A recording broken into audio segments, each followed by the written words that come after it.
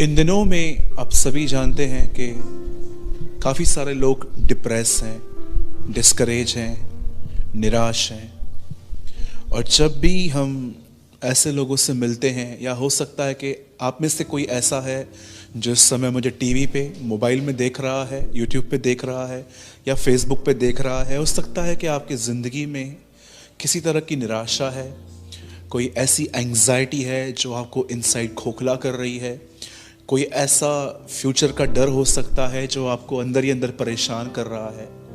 मैं आप में से हर एक को एक बात कहना चाहता हूँ। फिलिपियों की पत्री में पॉल कहता है, जो जो बातें अच्छी हैं, सुहावनी हैं, भली हैं, मन भावनी हैं, पवित्र है, आदरणीय है, उन्हीं बातों पर ध्यान दो।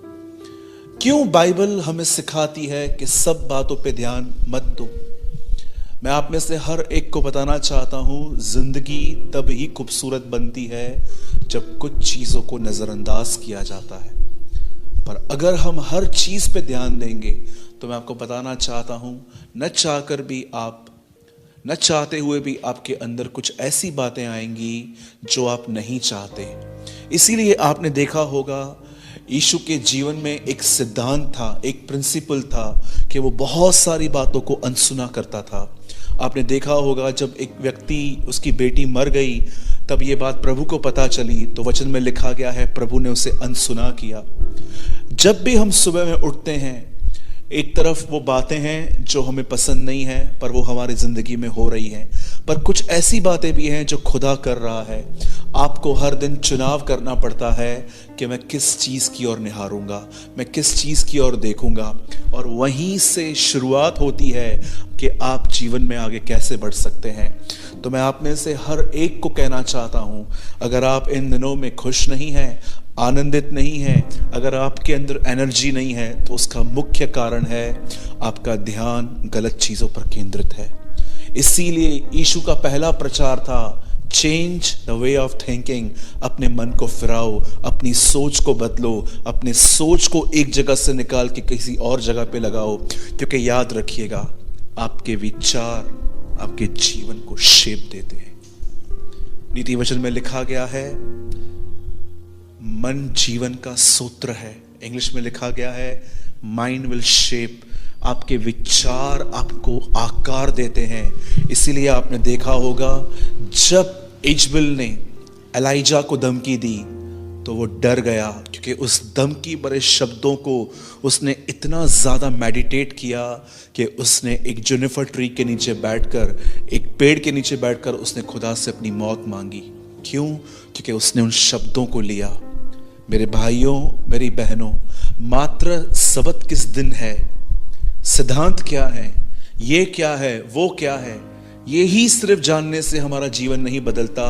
सच्चा बदलाव, सच्ची खुशी तब आती है जब परमेश्वर आपको सिखाना शुरू करता है कि आपको किन बातों पर अपना ध्यान केंद्रित करना है।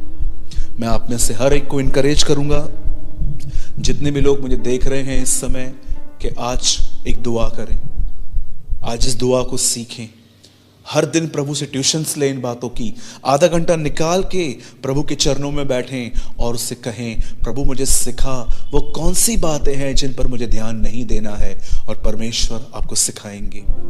मैंने अपने जीवन में प्रभु से कई बार ऐसे एक विद्यार्थी की तरह बैठ के ट्यूशन्स लिए हैं। प्रभु, मैं आधा घंटा विशेष आपके पास आके बैठा हूँ, मैं कोई बाइबल नहीं पढ़ रहा, मैं दुआ नहीं कर रहा, पर मैं चाहता हूँ आप मुझे बताएं कि कौन सी वो बातें हैं जो बातें मेरे अंदर निराशा ले आती हैं। और परमेश्वर ने मुझे कई बार वो बातें दिखाई, और जब मैंने उन बातों को दुआओं में खुदा को दिया और उसके बाद मैंने उन बातों में नहीं सोचा, मेरे जीवन में आनंद आया। मैं आप में से हर एक को इनकरेज करना चाहता हूँ, जो जो बातें सुहावनी हैं, भली हैं, मन भावनी हैं, आदरणीय हैं, पवित्र हैं, भली हैं, उन्हीं बातों पर ध्यान करें। खुदा आपको बरकत दे। और आज मैं आपको बताना चाहता हूँ, आज मैं आपके साथ शेयर करना चाहता हूँ, the ministry of the Holi spirit, पवित्र आत्मा की सेवकाई। जब भी हम पवित्र आत्मा की सेवकाई के बारे में इन शब्दों को सुनते हैं, so many times we think, बहुत बार हम ऐसे सोचते हैं कि मैं सेवा की बात करूंगा। जी नहीं, मैं उस सेवकाई की बात करना चाहता हूं जो वो आपके इनसाइड करता है, जो आपके भीतर करना चाहता है। मैं चाहता हूं अगर आपके पास बाइबल है मेरी तरह, तो आप प्लीज मेरे साथ खोल सकते हैं द बुक ऑफ कोलोसियंस, कुलीसियों की किताब और उसका 3रा अध्याय। मैं कुछ सेकंड्स वेट कर रहा हूं ताकि आप अपने अपने बाइबल में से खोल पाएं। ये नए नियम की किताब है कुलीसियों, और हम सब खोलेंगे 3रा अध्याय। छोटा सा वचन है लेकिन इसमें से आप बहुत कुछ लर्न कर सकते हैं।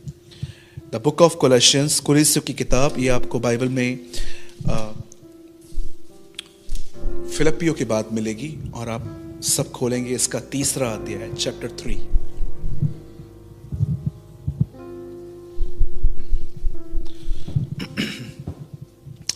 और मैं आपके लिए पढ़ रहा हूं 3रा अध्याय और उसका 1 और 2 वचन।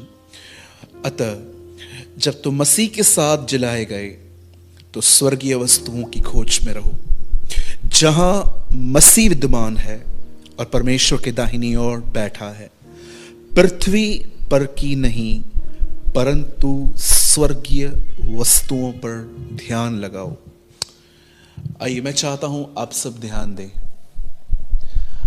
आप ऐसे कितने लोग के बात जानते हैं? यीशु ने कहा मैं तुम्हें एक और सहायक दूंगा।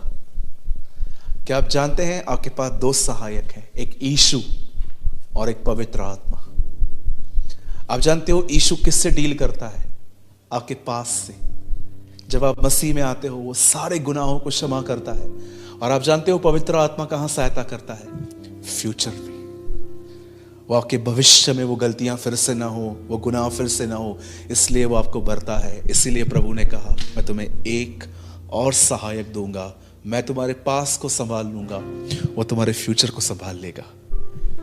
कितनी अद्भुत बात है कि हम एक नहीं, हमारे पास 2 सहायक हैं। जब भी हमसे गुनाह होता है हम मान लेते हैं और उसके लहू से हमारे पाप धुल जाते हैं। और जब हम उसी यीशु को कहते हैं कि खुदा मुझे भर दे, तो वो हमें दूसरा सहायक देता है। You have two helpers. मैं कई साल तक ये वचन पढ़ता था, लेकिन एक दिन मैंने प्रभु से कहा, प्रभु आपने कहा दूसरा सहायक दूंगा, ये क्या है?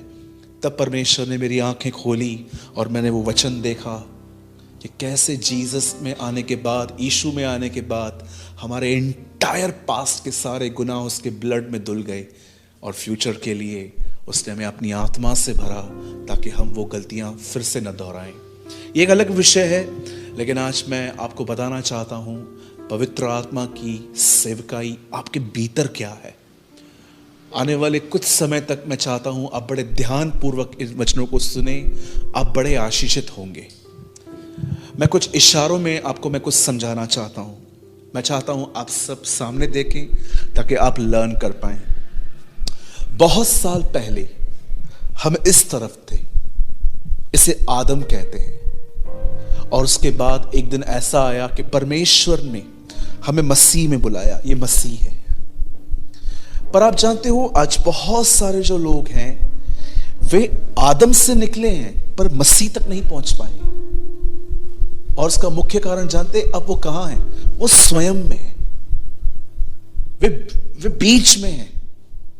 उनके जीवन में कोई बड़ा पाप नहीं है, इसके लिए हम प्रभु को सारी महिमा देते हैं। वे व्यभिचार नहीं करते, वे डीजे पार्टीज पे नहीं जाते, वो मूवीज नहीं देखते, वो बहुत सारी गलत बातों से नहीं है।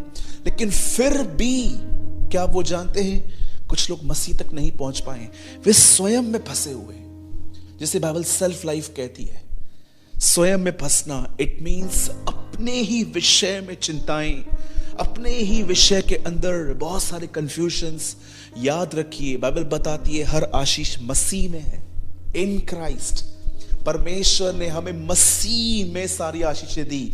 बाइबल बताती है अब जो मसीह में है उन पर दंड की आज्ञा नहीं है। आज आप अपने आप से पूछें, ये बहुत ही खुशी की बात है कि आप संसार और गुनाहों से निकलकर आ गए हैं, पर क्या आप यहां तक पहुंच पाए हैं कि आप बीच में हैं जहां पर आपको भले ही कोई बड़े पाप ने नहीं पकड़ा, लेकिन चिंताएं, परेशानियां, आप जानते हैं इंग्लिश में इसे एक वर्ड में कहते हैं सेल्फ सेंटर्ड लाइफ, जिसमें एक इंसान का ध्यान केंद्र बिंदु खुदा नहीं स्वयं का जीवन है। क्या कहा प्रभु ने? जब चेलों ने पूछा अंत के समय में क्या होगा, प्रभु ने कहा अंतिम दिनों में बहुत सारे लोगों का मन इस संसार की चिंताओं में सुस्त हो जाएगा। संसार की चिंता, मेरा दोस्त ने फ्लैट लिया, उसने घर बनाया, उसने कार खरीदी, मैं कहाँ हूं, मुझे तो कुछ भी नहीं मिला है। बाइबल बताती है संसार की चिंता। आज बहुत सारे जो लोग हैं, they are not following Christ but they are following a lifestyle. आज बहुत सारे जो लोग हैं वो प्रभु का पीछा नहीं कर रहे हैं, वो एक लाइफस्टाइल का पीछा कर रहे हैं। कई बार हम अपने ही विषय में इतना सोचते रहते हैं। अगर हमारे एक भाई ने एक गाड़ी ले ली अच्छी वाली 7 सीटर, या कोई इंपोर्टेड गाड़ी ले ली, या उसने घर ले लिया, या हमने देखा कि उसने गोल्ड का ब्रेसलेट बना लिया, चेन बना ली, नया आईफोन 13 14 ले लिया, तो हम कभी कभी सोचते हैं मैं कहाँ पर हूँ, मैं तो कुछ भी नहीं कर पाया, खुदा ने मुझे कहाँ दिया था। सदैव याद रखिए, जब यूसुफ गुलाम बना उससे पहले नहीं, उसके बाद लिखा गया है परमेश्वर यूसुफ के साथ था और वह आशीषित था।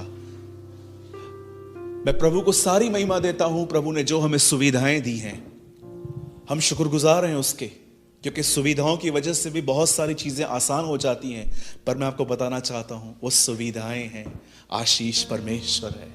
God himself is a blessing. आज मैं आप में से हर एक से पूछना चाहता हूं, जितने भी लोग मुझे देख रहे हैं, एक सवाल अपने आप से पूछिए। आप दुनिया से निकले हैं, पर क्या आप मसीह तक पहुंचे हैं? Ask yourself. गुमराह पुत्र जब वापस आता है, तब बड़ा बेटा कहता है मैं इतने सालों से यहां हूं, मैंने कुछ नहीं मांगा। कितने लोग यहां देख पा रहे हैं, बाप के घर में अपने लिए जीवन जी रहा था। आज मैं आपसे पूछना चाहता हूं, कितने लोगों ने यह वचन पढ़ा, ऐ मेरे पिता तू जो स्वर्ग में है। आप जानते हो वहां मेरे नहीं है, वहां हमारे लिखा है। परमेश्वर कहां भी नहीं चाहता कि इंसान का खुद का जीवन उसकी केंद्र बिंदु बने। मैं आपको बताना चाहता हूं, पवित्र आत्मा की मुख्य सेवकाई क्या है? पवित्र आत्मा की मुख्य सेवकाई है एक व्यक्ति को आदम से निकाल के मसीह तक ले जाना, न कि उसको बीच में रखना। कई बार आप देखिए परमेश्वर हमें बहुत शेक करते हैं, पास्टर्स के थ्रू, प्रीचर्स के थ्रू, बाइबल के थ्रू। कभी कभी आप यूट्यूब पे किसी ऐसे वीडियोस को सुनते हैं जो यहां पर बताते हैं। बाइबल बताती है एक बहन थी, हर नेम वाज हैना, उसका नाम हन्ना था। बाइबल बताती है she was a childless women, उसके पास बच्चा नहीं था। खुदावन से कई साल तक उसने बच्चा मांगा, लेकिन एक दिन ऐसा आया जब उसने अपनी दुआएं बदली, जब उसने अपने फोकस को बदला। जानते हो उसने क्या किया? उसने क्या देखा? उसने देखा कि जिन दिनों में हन्ना जीवित थी, उन दिनों में इज़राइल में नबी नहीं था, देयर वाज नो प्रॉफिट। और उसने खुदा से एक बात कही, अब पहले की दुआओं में, अब की दुआओं में देखिए, पहले बेटा चाहिए था, लेकिन अब नबी मांग रही थी। अब वो खुदा से कहती है मुझे एक बेटा दे, और ये मेरा वादा है, मैं वो तुझे बेटा वापस कर दूंगी। और आप जानते हो ऐसा लिखा गया है कि जब हन्ना को बच्चा हुआ, उसने दूध पिलाने तक उसे अपने पास रखा, लेकिन जब अब उसे लगा कि ये चल फिर सकता है, ये अब इसके टांगों में ताकत आ गई है खड़े रहने की, तब उसने वो बच्चा परमेश्वर के भवन में दे दिया, जिसके विषय में लिखा गया है उसका नाम सैमुएल था। और वो एक महान नबी हुआ, जिसके विषय की उसकी आइडेंटिटी